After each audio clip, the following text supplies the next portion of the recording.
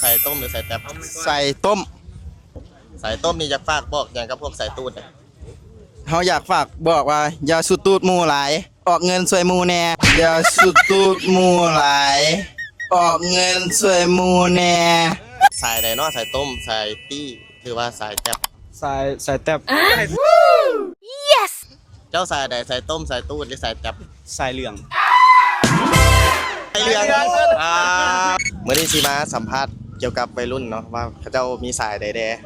ใส่ต้มใส่ตี้หรือว่าใส่แตบเนาะมาถามคนทีนึงเลยเนี่ยเจ้าสายใดนี่ใส่ต้มใส่ตี้หรือว่าใส่แตบหรือว่าใส่ตูด ใส่ตูดใส่ตูดใส่ตูด ใส่ตูดตูดมือหนึ่งจะเถื่อน หาเถื่อนละ เถื่อนนั้นปะเขาตูดจังไดแบบตูดให้เนียนที่สุดมีวิธีการปะ ย่างเข้าไปแล้วนั่งเลยนั่งแล้วกินเลย กินเล่นปะ แมน น้องใส่ใดเนาะใส่ตูดหรือว่าใส่ต้มหรือว่าใส่แตบ ใส่ตูดคือกัน สายตูดคือกันเองกันบ่สายตูดมาทำกันเนาะมันต้องสายเดียวกันเนาะ แมน วิธีการนี่คล้ายๆคือกันบ่หรือว่าจังได๋ โอ้โหดกันเราในหนึ่งย่างเข้าไปกินเลยย่างเข้าไปกินเลย ป้าเนาะย่างเข้าไป